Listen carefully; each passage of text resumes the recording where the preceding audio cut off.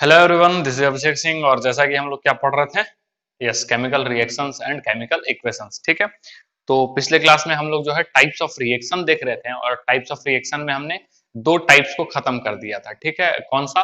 पहला था combination reaction और दूसरा था डिकम्पोजिशन रिएक्शन। कॉम्बिनेशन रिएक्शन क्या था कि दो जो मॉलिक्यूल हैं, ठीक है, या हाँ, दो मॉलिक्यूल जो है वो आपस में मिल रहे थे और एक नए मॉलिक्यूल्स का फॉर्मेशन कर रहे थे, या यूं कहें कि एक नए कंपाउंड का फॉर्मेशन कर रहे थे।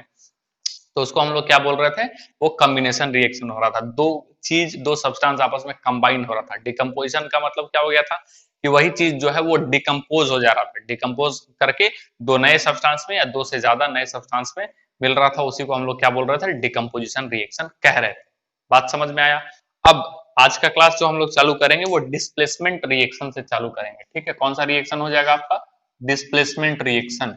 ठीक है, कौन सा रिएक्शन हम लोग देखेंगे? डिस्प्लेसमेंट। तो डिस्प्लेसमेंट रिएक्शन बेसिकली क्या होता है? डिस्प्लेस करता है, एक कोई जो रहता है ना, वो दूसरे को क्या करता है? डिस्प्लेस करने का काम करता है। जैसे कि समझेंगे ये क्या हो रहा है। क्या अभी हम बोले डिस्प्लेसमेंट रिएक्शन? ठीक है, डिस्प्लेसमेंट रिएक्शन। ठीक है, डिस्प्लेसमेंट रिएक्शन में हम आपको क्या बोले कि क्या होगा कि एक सब्सटेंस जो है वो दूसरे वाले के दूसरे को क्या करेगा? डिस्प्लेस करेगा। ठीक है, जैसे कि इसमें हम क्या बोल सकते हैं? लिख सकते हैं दोज रिएक्शंस इन विच, ठीक है, दोज दोज रिएक्शंस, ठीक है, इन विच डेफिनेशन है तो आपको लिखवाना है एकदम line to line. In which one elements take place, one, ठीक है, एलिमेंट एलिमेंट टेक प्लेस, ठीक है, one element take place of another element, of of another another element, ठीक है, ऑफ अनदर एलिमेंट। एक एलिमेंट जो है वो क्या करेगा? एक रिएक्शन में एक एलिमेंट क्या करेगा? दूसरे वाले एलिमेंट का जो है वो जगह ले लेता है। ठीक है, उसको डिस्प्लेस करके। बात समझ में आया? उसको डिस्प्लेस करके in a compound, in a compound, compound is known as displacement reaction. इसी को हम लोग क्या बोलेंगे? डिस्प्लेसमेंट रिएक्शन कहते हैं। Is known as displacement reaction. ठीक है, क्या बोला है कि एक कंपाउंड है, कोई भी कंपाउंड है, ठीक है, वो क्या करेगा? उसमें होगा क्या कि एक जो एलिमेंट है वो दूसरे वाले को डिस्प्लेस कर देगा। सपोज दैट मान लेते हैं कि ए बी करके कंपाउंड है, ठीक है, उसका रिएक्शन किससे हो गया? सी से। और क्या बन जाएगा? ए सी बन जाएगा और साथ ही साथ बी बाहर हो जाएगा। Is that clear? तो एक एलिमेंट जो था वो दूसरे को किसको डिस्प्लेस कर दिया? बी को डिस्प्लेस कर दिया। और इसी रिएक्शन को हम लोग क्या बोलेंगे? डिस्प्लेसमेंट रिएक्शन के नाम से जानते हैं। इसमें कई सारे एग्जांपल्स हैं। जैसे सबसे पहला एग्जांपल हम ले लेते हैं CuSO4, कॉपर सल्फेट का जो है वो सॉल्यूशन है। ठीक है, कॉपर सल्फेट का सॉल्यूशन है, एक्वस मीडियम में है, और रिएक्शन किसके साथ हो रहा है? जिंक के साथ। जिंक का स्ट्रिप आता है, ठीक है, उसको हम लोग क्या करेंगे? कॉपर सल्फेट सॉल्यूशन में डालते हैं। ठीक है, जिंक, और ये किसमें है? सॉलिड है, और इसका colour silvery grey, silvery grey colour का, ठीक है, सिल्वरी ग्रे कलर का है। और कॉपर सल्फेट सॉल्यूशन तो है, ये तो आपको शुरू से पता है किस कलर का होता है? ब्लू कलर का होता है। कलर थोड़ा आप ध्यान रखेंगे। ठीक है, इस चैप्टर में जो है वो कंपाउंड का कलर भी इंपॉर्टेंट है, क्योंकि रिएक्शंस हो रहा है, तो रिएक्शंस होने के बाद उसका नेचर जो है वो बदल रहा है, प्रॉपर्टीज जो है वो बदल रहा है, मतलब दूसरे कंपाउंड में वो चेंज हो रहा है। और जैसे ही दूसरे कंपाउंड में चेंज होगा तो उसका क्या नेचर बदल जाएगा, कलर बदल जाएगा। ठीक है, प्रेसिपिटेट में फॉर्म होने लग जाएगा। तो वो कलर जो है वो थोड़ा सा ध्यान में रखना है। ये ब्लू सॉल्यूशन होगा, ठीक है, ब्लू रंग का सॉल्यूशन है। और जब रिएक्शन होता है, ठीक है, जब इसमें रिएक्शन होता है, जिंक स्ट्रिप हम लोग डालते हैं किसमें? कॉपर सल्फेट का सॉल्यूशन में, तो क्या बन जाता है? ये बन जाता है ZnSO4। क्या बनता है? ZnSO4, और साथ ही साथ आपका क्या हो जाता है? कॉपर का फॉर्मेशन हो जाता है। ठीक है, क्या बन जाता है? ZnSO4, और साथ ही साथ किस चीज का फॉर्मेशन हो जाता है? कॉपर का फॉर्मेशन हो जाएगा। ठीक है, और जिंक सल्फेट का सॉल्यूशन बनेगा, और जो कि क्या होता है? कलरलेस होता है, कलरलेस होता है। ठीक है, और कॉपर कैसा होता है? रेड ब्राउन होता है, रेड ब्राउन होता है। ठीक है, रेड ब्राउन कलर का होता है। बात समझ में आया? एक क्या लेंगे? एक कंटेनर ले लेंगे, उसमें क्या आपका रहेगा, पहले से CuSO4 रहेगा, ठीक है, CuSO4 रहेगा, जो कि कैसा है, ब्लू रंग का है, ठीक है। उसमें क्या डाल देंगे, एक स्ट्रिप डाल देंगे, और ये स्ट्रिप किसका रहेगा, स्ट्रिप रहेगा आपका कॉपर का, ठीक है, सॉरी जिंक का, ठीक है, किसका रहेगा, जिंक का। तो उसके बाद देखा जाएगा कि ये जो है, जो कॉपर सल्फेट का जो सॉल्यूशन था ब्लू, वो किसमें कन्वर्ट हो गया, आपका कलरलेस हो गया, ठीक है। और एक तरह से कहें तो जो जिंक का स्ट्रिप था उसके ऊपर जो है वो कॉपर का एक लेयर जो है वो आकर के जमा हो जाता है। बात समझ में आया? तो यही ये क्या कहलाएगा, डिस्प्लेसमेंट रिएक्शन कहलाएगा। जिंक ने कॉपर को डिस्प्लेस कर दिया। जिंक ने क्या किया, जिंक ने किसको डिस्प्लेस कर दिया, कॉपर को। क्यों? Because zinc is more reactive than copper, ठीक है। यहाँ पूरा जो होगा डिस्प्लेसमेंट रिएक्शन में वो रिएक्टिविटी पे डिपेंड करेगा। जो जितना ज्यादा रिएक्टिव होगा वो कम रिएक्टिव वाले को डिस्प्लेस कर देगा। और रिएक्टिविटी सीरीज हम लोग पढ़े हैं पीएससी में, जेंटल याद आ रहा, मेटल्स एंड नॉन मेटल्स में पढ़ाए थे। तो वही रिएक्टिविटी सीरीज के आधार पर आपको ये ध्यान में रखना होगा कि कौन किसको किसका रिएक्टिविटी ज्यादा है, वो कम वाले को क्या कर देगा, आप बड़े ही आसानी से डिस्प्लेस कर देता है। इसी को क्या बोलते हैं, डिस्प्लेसमेंट रिएक्शन कहते हैं, ठीक है। और ये क्यों हुआ, because zinc is more reactive than copper, ठीक है। Due to zinc is more reactive than copper, ठीक है। जिंक जो था वो ज्यादा रिएक्टिव था कॉपर से, इसी के कारण हुआ। अब ये हमेशा यही रीजन होने वाला है इस वाले में, डिस्प्लेसमेंट रिएक्शन में, ठीक है, कि जो ज्यादा रिएक्टिव रहेगा वो कम रिएक्टिव वाले को क्या करेगा, डिस्प्लेस कर देगा। Is that clear? अब कई सारे एग्जांपल्स देखेंगे हम, रिएक्शंस देखेंगे इससे रिलेटेड, डिस्प्लेसमेंट रिएक्शन से रिलेटेड, ठीक है।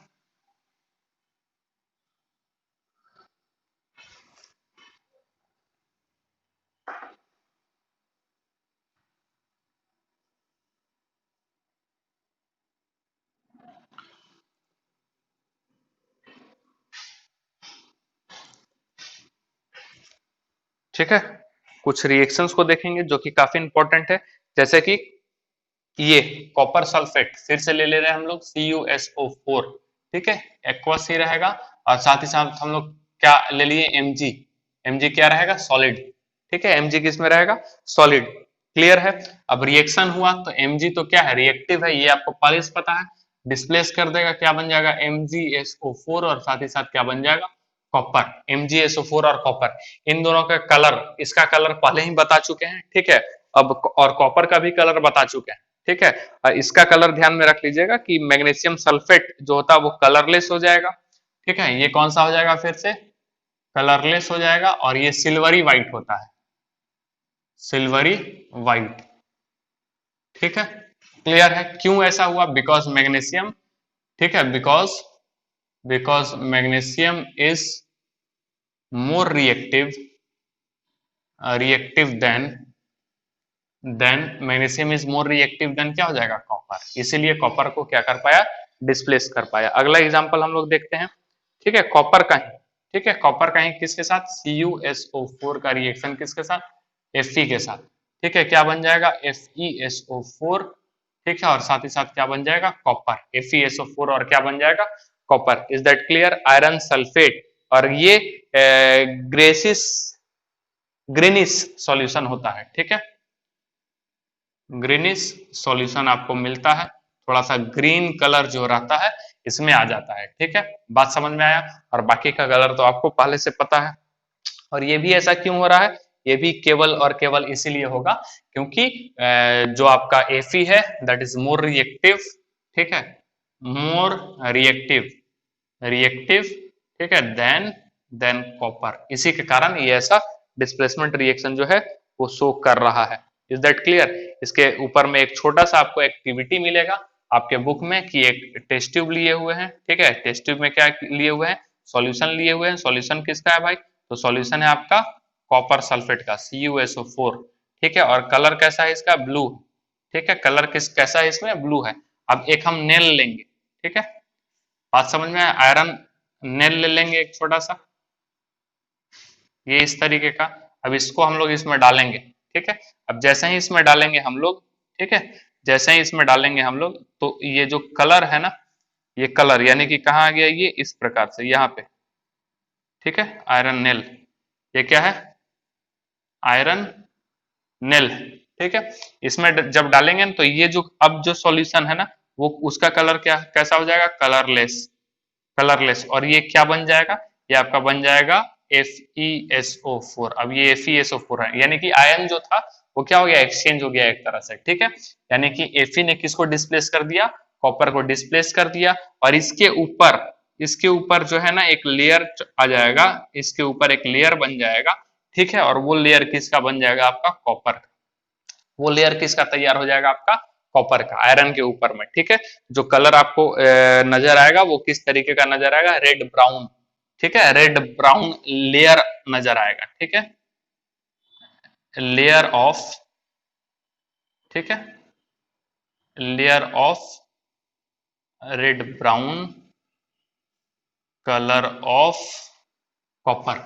ठीक है, layer of red brown colour of copper, ये आपको दिखता हुआ नजर आएगा। अगला एग्जांपल हम लोग देखते हैं, वो कॉपर क्लोराइड का पीबी के साथ है, लीड के साथ है। कॉपर क्लोराइड का किसके साथ है, लीड के साथ। ठीक है, देखते हैं उसको भी धीरे धीरे करके।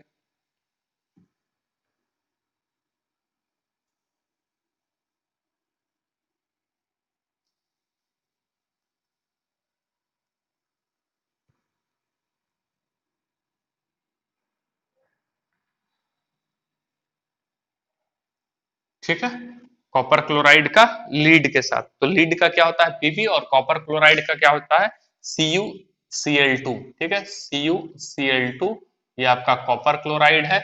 और साथ ही साथ रिएक्शन पीबी का, पीबी क्या हो गया, लीड, पीबी क्या हो गया, लीड। ठीक है, और ये कलर होता है ग्रीन सॉल्यूशन होता है, कॉपर क्लोराइड क्या होता है, ग्रीन सॉल्यूशन। ठीक है, ग्रीन सॉल्यूशन हो जाएगा कॉपर क्लोराइड। और ये आपका लीड है, और लीड जो होता है वो ब्लूसिस ग्रे। ठीक है, ब्लूसिस ग्रे। ठीक है, ब्लूइस ग्रे कलर का ये आपको देखने को मिलेगा। ठीक है, और रिएक्शन जब होता है तो क्या बन जाएगा, ये PbCl2 बन जाएगा, और साथ ही साथ क्या बन जाएगा, कॉपर। यानी फिर से पीबी ने किसको डिस्प्लेस कर दिया, कॉपर को। इट मीन्स की PB is more reactive than copper. ठीक है, ये क्या हो जाएगा, PB is more reactive than copper. ठीक है, इसीलिए इसको क्या कर दिया, डिस्प्लेस कर दिया। इज दैट क्लियर, समझ में आ रहा है आपको बात। और जो कॉपर क्लोराइड जो रहेगा वही फिर से क्या हो जाएगा, आपका कलरलेस सॉल्यूशन होगा। ठीक है, ये क्या होगा, कलरलेस सॉल्यूशन, कलरलेस सॉल्यूशन। बात समझ में आया, ये क्या होगा, कलरलेस सॉल्यूशन। तो ये भी आपका क्या होगा, example of displacement reaction, colour ध्यान में रखना है। ठीक है, आगे एक हम एग्जांपल ले रहे हैं सिल्वर नाइट्रेट के साथ। ठीक है, सिल्वर नाइट्रेट के साथ, तो सिल्वर नाइट्रेट क्या हो जाएगा, AgNO3, इसको कहते हैं सिल्वर, सिल्वर नाइट्रेट। ठीक है, सिल्वर नाइट्रेट, और इसका रिएक्शन किसके साथ होगा, आपका कॉपर के साथ। ठीक है, कॉपर के साथ सिल्वर नाइट्रेट का रिएक्शन किसके साथ होगा, कॉपर के साथ। और सिल्वर नाइट्रेट कैसा होता है, कलरलेस होता है। ठीक है, कैसा होता है, कलरलेस, कलरलेस। ठीक है, और ये कॉपर के साथ रिएक्ट करेगा तो बन जाएगा CuNO3। ठीक है, CuNO3 कॉपर नाइट्रेट बन जाएगा। ठीक है, silver nitrate converts into copper nitrate, और ये होता है ब्लू कलर का। ठीक है, ब्लू कलर का। Is that clear. और साथ ही साथ फिर क्या बन जाएगा, आपका बाहर क्या निकल जाएगा, Ag, और ये तो Ag है तो क्या कलर होगा इसका, सिल्वर ही कलर होगा। बात समझ में आया। तो ये सारे जो एग्जांपल्स हैं वो किसके आपको हम देखें, बताएं किसके, तो डिस्प्लेसमेंट रिएक्शन का, जो एक दूसरे को डिस्प्लेस कर रहा था। और वो भी क्यों, बिकॉज जो डिस्प्लेस कर रहा था वो ज्यादा रिएक्टिव था उससे जो डिस्प्लेस हो रहा है। ठीक है, यानी कि हम लिख सकते हैं कि copper is more reactive, reactive than, ठीक है, Ag। लेकिन यदि यही उल्टा रहता तो नो रिएक्शन हो जाता। जैसे कि यदि यही आपका रहता CuNO3, क्या रहता आपका CuNO3, और रिएक्शन होता है Ag के साथ, रिएक्शन होता है Ag के साथ, तो नो रिएक्शन हो जाता। ठीक है, क्या हो जाता, नो रिएक्शन, नो रिएक्शन। क्यों नो रिएक्शन हो जाता, क्योंकि Ag उतना ज्यादा पावरफुल नहीं है, उतना ज्यादा रिएक्टिव नहीं है एज कंपेयर टू कॉपर, तो वो उसको कभी भी डिस्प्लेस नहीं कर पाए। Is that clear. ठीक है, रिएक्टिविटी सीरीज आपको याद होना जरूरी है क्योंकि उसी के आधार पर आप ये बता पाओगे कि कौन रिएक्टिव है और कौन कम रिएक्टिव है। इट मीन्स कि कौन ज्यादा रिएक्टिव है और कौन कम रिएक्टिव है। जो ज्यादा रिएक्टिव रहेगा तो कम रिएक्टिव वाले को क्या करेगा, डिस्प्लेस करेगा। सिंपल है और कुछ नहीं है इसमें, ठीक है। अब आगे जो है वो हम देखने वाले हैं डबल डिस्प्लेसमेंट रिएक्शन, ठीक है। क्या देखने वाले हैं, डबल डिस्प्लेसमेंट रिएक्शन। इसमें डिस्प्लेसमेंट जो था वो सिंगल एलिमेंट का था। बात समझ में आया, यानी कि कॉपर ने केवल किसको किया, एजी को, और किसी को किया क्या, नहीं। टीबी ने किसको किया, केवल कॉपर को। एक ही डिस्प्लेसमेंट नजर आ रहा था।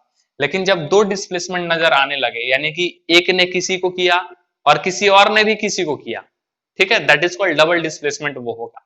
एग्जांपल देंगे तो आपको अच्छे से समझ में आएगा कि डबल डिस्प्लेसमेंट के बारे में हम क्या कहना चाह रहे हैं, ठीक है।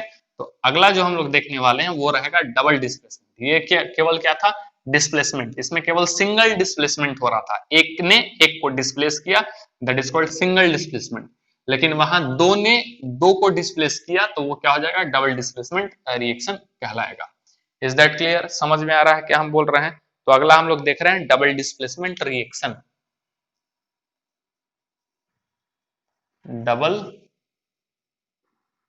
Displacement reaction, double displacement reaction, ठीक है। तो डबल डिस्प्लेसमेंट रिएक्शन में हम लोग क्या लिख सकते हैं, जाहिर सी बात है कि दोज रिएक्शंस इन विच, ठीक है, क्या लिखेंगे, those reactions in which two compounds, ठीक है, दो कंपाउंड होंगे इसमें, इन विच टू कंपाउंड्स, दो कंपाउंड्स होंगे, ठीक है, two compounds react by an exchange of ion, reacts by an exchange of ions, ठीक है। वो आपस में रिएक्ट करेंगे दो कंपाउंड, लेकिन एक्सचेंज ऑफ आयंस होगा। अब ये एक्सचेंज ऑफ आयंस क्या होता है ये बताएंगे अभी, ठीक है। To form two new compounds, to form two new compounds, ठीक है। और क्या बनाएगा, दो नए कंपाउंड्स बनाएंगे, यानी कि दो कंपाउंड रहेगा, ठीक है, और वो आपस में आयन एक्सचेंज करेगा और फिर दो नए कंपाउंड्स बनाएंगे, ठीक है। और इसी को हम लोग क्या बोलते हैं, डबल डिस्प्लेसमेंट रिएक्शन कहते हैं, आर कॉल्ड, ठीक है, डबल डिस्प्लेसमेंट, ठीक है, रिएक्शन। इसी को हम लोग क्या बोलते हैं, डबल डिस्प्लेसमेंट रिएक्शन कहेंगे। जैसे कि ये ए और बी का एक कोई कंपाउंड है और दूसरा जो है वो सी और डी है, दूसरा जो है वो सी और डी है, ठीक है। अब मान लेते हैं कि ए वाला, समझना है जरा सा, ठीक है, और प्रोडक्ट क्या बन रहा है, रिएक्शन के बाद बन रहा है ए डी और बन रहा है बी सी, ए डी और क्या बन रहा है, बी सी।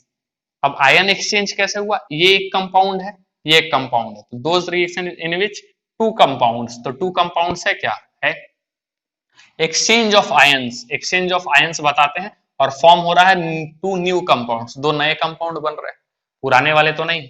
अब आयंस, अब कंपाउंड किससे मिलकर के बनता है, फॉर कॉम्बिनेशन ऑफ आयंस, बताए थे ना, कैटायन एनायन, ठीक है। तो कैटायन एनायन बनाए थे इस तरीके से, तो वैसे ही जो है वो एक कंपाउंड बना हुआ है, तो एक होगा पॉजिटिव एक होगा नेगेटिव। सपोज ए है प्लस और ये है आपका बी माइनस, ठीक है, सी है प्लस और डी जो है वो माइनस, ठीक है। तो ए किससे कंबाइन कर दिया, डी से, ए किससे कंबाइन कर दिया, डी से, बात समझ में आया, और सी किससे कंबाइन कर गया, बी से, बात समझ में आया। तो पहले तो कॉम्बिनेशन इनका ऐसा था, ठीक है, लेकिन अब कॉम्बिनेशन चेंज हो गया, that is called exchange of ions. पहले आयंस पॉजिटिव ए बी के साथ जुड़ा था और सी डी के साथ जुड़ा था, लेकिन एक्सचेंज होने के साथ बी सी के साथ जुड़ गया और डी ए के साथ जुड़ गया, that is called exchange of ions. इसी को क्या कहेंगे, एक्सचेंज ऑफ आयंस, इसी को क्या कहेंगे, exchange of ions. Is that clear, और यही इस डबल डिस्प्लेसमेंट रिएक्शन में देखने को मिलता है, बात समझ में आया, यही इस डबल डिस्प्लेसमेंट रिएक्शन में देखने को मिलता है। जैसे एग्जाम्पल, अब कई सारे एग्जाम्पल्स हम लोग देखेंगे, रिएक्शंस के कई सारे एग्जाम्पल, जैसे कि सिल्वर नाइट्रेट, ठीक है, AgNO3 का रिएक्शन किसके साथ हो रहा है, NaCl, AgNO3 का रिएक्शन किसके साथ हो रहा है, NaCl के साथ हो रहा है, ठीक है, AgNO3 जो है उसका रिएक्शन किसके साथ हो रहा है, NaCl। अब ये आपको पहचान लेना पड़ेगा कि कौन पॉजिटिव पार्ट होता है कौन नेगेटिव, ये तो कम से कम आपको ध्यान में होना चाहिए। तो Ag जो होता है सिल्वर नाइट्रेट, तो नाइट्रेट क्या था, एनायन था, नाइट्रेट वाला नाइट्रेट आयन था, पढ़ाए थे जब हम लोग पढ़ रहे थे हम लोग आयनिक बॉन्ड और कोवलेंट बॉन्ड, उस समय ये सब पढ़ा चुके हैं। तो ये वाला बेसिकली क्या है, Ag प्लस, और ये क्या है NO3 माइनस, NO3 माइनस, ठीक है, और ये क्या है Na प्लस, ठीक है, और ये क्या है Cl minus, ionic bond Na plus और Cl माइनस। तो आयन एक्सचेंज क्या होगा, Ag चला जाएगा किसके पास, Cl के पास, और ये Na आ जाएगा किसके पास, NO3 के पास। Is that clear? तो जो प्रोडक्ट बनेगा वो कैसा बन जाएगा, बनेगा AgCl, AgCl, और साथ ही साथ क्या बन जाएगा, NaNO3, NaNO3। ये क्या हो जाएगा, सिल्वर क्लोराइड, इसको क्या बोलेंगे, सिल्वर सिल्वर क्लोराइड, ठीक है, और इसको क्या बोलेंगे, सोडियम सोडियम नाइट्रेट, ठीक है, क्या बोलेंगे, सोडियम नाइट्रेट। और ये आपका था क्या, सिल्वर नाइट्रेट, सिल्वर नाइट्रेट, ठीक है, और ये वाला आपका क्या था, सोडियम सोडियम क्लोराइड, इसको कौन नहीं जानता है, ठीक है, and that is called exchange of ions, और इसी को हम लोग क्या बोल रहे हैं, exchange of ion, exchange of ions. Is that clear? यही क्या कहलाता है, एक्सचेंज ऑफ आयंस, ठीक है। अब और एग्जांपल्स देखते हैं तो आपको क्लियर होगा कि ये एक्सचेंज ऑफ आयंस क्या कहला रहा है, ठीक है। और जो सिल्वर क्लोराइड होता है वो कैसा होता है, व्हाइट पीपीटी होता है, व्हाइट पीपीटी प्रेसिपिटेट के फॉर्म में होता है, ठीक है। ऐसा समझ सकते हैं कि AgNO3 जो था, ठीक है, क्या किए, AgNO3 का एक्वस सॉल्यूशन था, किसका, AgNO3 का, ठीक है, AgNO3 एक्वस सॉल्यूशन था, और उसमें हम लोग क्या मिला दिए, उसमें हम लोग मिला दिए NaCl, NaCl का एक्वस सॉल्यूशन इसमें क्या कर दिए, मिला दिए। तो व्हाइट कलर का नीचे में प्रिसिपिटेट आपको देखने को मिलेगा, ठीक है, जो कि आपका क्या रहेगा, वो क्या बन जाएगा, AgNO3 कन्वर्ट हो जाएगा किसमें, NaCl में, सॉरी AgCl में, और जो व्हाइट पीपीटी बनेगा बाद में डालने के बाद जो क्या बनेगा, यही वाला कंटेनर रहेगा, इसमें क्या बन जाएगा, जो सॉल्यूशन रहेगा वो सॉल्यूशन कौन सा हो जाएगा, NaNO3, ठीक है, क्या रहेगा, NaNO3, और जो यहाँ प्रिसिपिटेट देखने को मिलेगा पीपीटी, वो किसका पीपीटी रहेगा, आपका AgCl का क्या मिलेगा, पीपीटी, और वो भी व्हाइट कलर का। Is that clear? ये आपको देखने को मिलता है, समझ में आ रहा हम क्या बोल रहे हैं, ठीक है। अब आगे देखेंगे हम लोग थोड़ा सा और इसका जो है एग्जाम्पल, तो आपको और क्लियर होगा, हालांकि इतना सफिशियंट है आपको समझने के लिए ये डबल डिस्प्लेसमेंट रिएक्शन क्या बोलना चाह रहा है।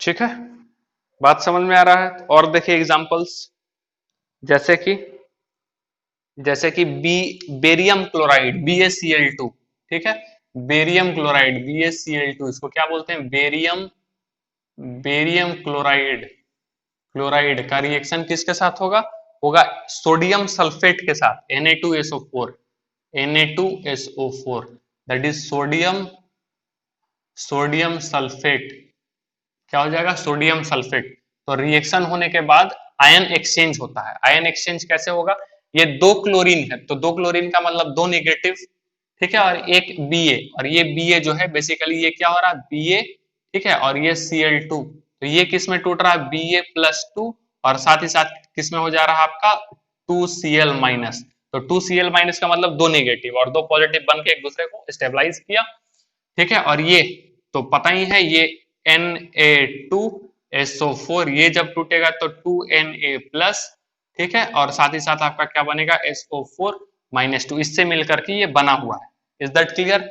समझ में आ रहा है? तो आयन एक्सचेंज कैसा होगा, ये प्लस वाला किसको पकड़ लेगा, इस माइनस वाले को, समझ में आ रहा है, और ये वाला माइनस किसको पकड़ लेगा, इस प्लस वाले को, ठीक है, यानी कि आंसर क्या बनेगा, BaSO4 और साथ ही साथ बनेगा 2NaCl, क्या बनेगा, 2NaCl, ठीक है।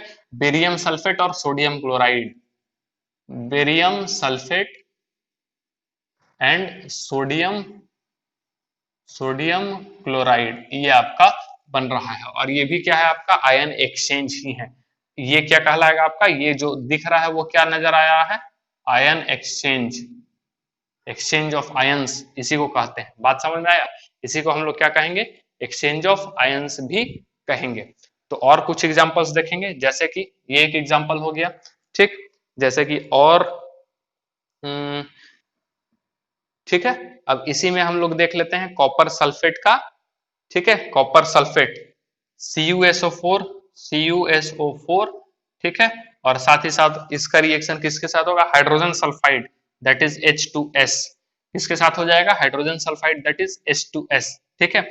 बनता क्या है, ये आपको बनता हुआ नजर आएगा कॉपर सल्फाइड, ठीक है, कॉपर सल्फाइड यानी कि CuS, ठीक है, CuS, बात समझ में आ रहा है, CuS, और साथ ही साथ आपको क्या बनेगा यहाँ पे H2SO4, H2SO4 दैट इज क्या हो जाएगा, ये आपका कौन सा एसिड है, एसिड है, कौन सा है, सल्फ्यूरिक एसिड, कौन सा हो जाएगा, सल्फ्यूरिक एसिड, ठीक है। तो यहाँ भी आयन एक्सचेंज, ये कॉपर किसको पकड़ लिया है, आपका सल्फर को, ठीक है, और ये हाइड्रोजन किसको, किसके पास आ गया है, सल्फेट आयन के पास। तो ये भी बेसिकली आपका क्या कहलाएगा, ये भी आयन एक्सचेंज ही कहला रहा है, ठीक है। और एग्जांपल्स हम देख लेते हैं, जैसे कि AgCl का रिएक्शन एमोनियम हाइड्रोक्साइड के साथ, AgCl, ठीक है, AgCl क्या हो जाएगा आपका, अभी सॉल्ट बना था ना AgCl का, प्रेसिपिटेट बना था, तो वही AgCl का रिएक्शन हम लोग किसके साथ देख रहे हैं आपका, सॉरी AlCl3 का रिएक्शन, AgCl के साथ नहीं, AlCl3, AlCl3 एल्युमिनियम क्लोराइड, इसको क्या बोलते हैं, एल्युमिनियम क्लोराइड, और इसका रिएक्शन है किसके साथ, एमोनियम हाइड्रोक्साइड के साथ, 3NH4OH, बैलेंस करने के लिए 3 यहाँ लगाया हुआ है, एमोनियम हाइड्रोक्साइड, एमोनियम, ठीक है, हाइड्रोक्साइड, एमोनियम हाइड्रोक्साइड, और ये क्या है, aluminium, aluminium chloride, chloride, aluminium chloride, ठीक है। अब क्या हो जाएगा, ये वाला कौन सा है, इसका पॉजिटिव एंड निगेटिव वाला है, और ये कौन सा है, पॉजिटिव वाला। एल्युमिनियम का देखेंगे तो एल कौन सा होगा, पॉजिटिव वाला, जाहिर सी बात है, और क्लोरीन कौन सा होगा, निगेटिव वाला पार्ट होगा। बात समझ में आया, क्लियर है क्या बोल रहे हैं हम। तो अब जरा सा आप सोचिए जरा सा यहाँ पे कि किस तरीके से रिएक्शन होगा, यानी कि ये 3NH4Cl है, और ये कौन सा है, इसका थोड़ा सा हम ऊपर में मिटा देते हैं, एक सेकेंड, ऊपर में हम इसको मिटाते हैं ताकि ऊपर में हम इसको दिखा सकें,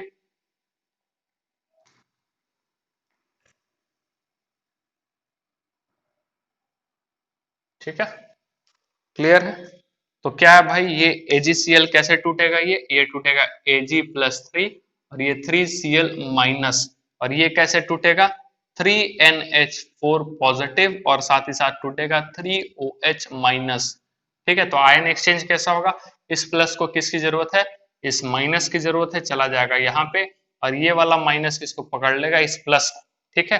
तो जो प्रोडक्ट बनेगा वो क्या बनेगा, AgOH का होल 3, ठीक है, AgOH का होल 3 ये बनेगा, और साथ ही साथ क्या बनेगा, NH4Cl, 3NH4Cl, 3NH4Cl, ये आपको देखने को मिलेगा। Is that clear. तो यहां भी आपको क्या नजर आया है, that is called exchange of ion, या आयन एक्सचेंज, आयन एक्सचेंज इसको कहेंगे। बात समझ में आ रहा। तो ये आज फिर हम लोग 2 खत्म किए, कौन कौन सा, एक तो हो गया आपका डिस्प्लेसमेंट रिएक्शन, और एक डबल डिस्प्लेसमेंट रिएक्शन, जो दोनों एक दूसरे से मिलता जुलता था। अब एक आपका लास्ट बच जाएगा कौन सा, रिडक्शन और oxidation and reduction reaction, that is called redox reaction. बात समझ में आ रहा है। तो इसमें कई सारे एग्जांपल्स है, और हम आपको एग्जांपल्स देंगे, उसको देखना है, समझना है किस तरीके से हो रहा है, ठीक है। और अगले फिर क्लास में जब हम लोग मिलेंगे तो आगे रेडॉक्स रिएक्शन को देखेंगे, that is called reduction and oxidation reaction. उसको थोड़ा सा देखना और ध्यान से देखना है, क्योंकि उसमें ऑक्सीडाइजिंग एजेंट होते हैं, रिड्यूसिंग एजेंट होते हैं, कब ऑक्सीडाइजिंग एजेंट होगा, कब रिड्यूसिंग एजेंट होगा, कौन होगा ऑक्सीडाइजिंग एजेंट, कौन होगा रिड्यूसिंग एजेंट, वो धीरे धीरे आपको पता चलेगा। इज दैट क्लियर, समझ में आ रहा है चीज। तो आज का क्लास यही रोकते हैं, आई होप आपको समझ में आया होगा, अगले क्लास में फिर से मिलते हैं, थैंक यू सो मच।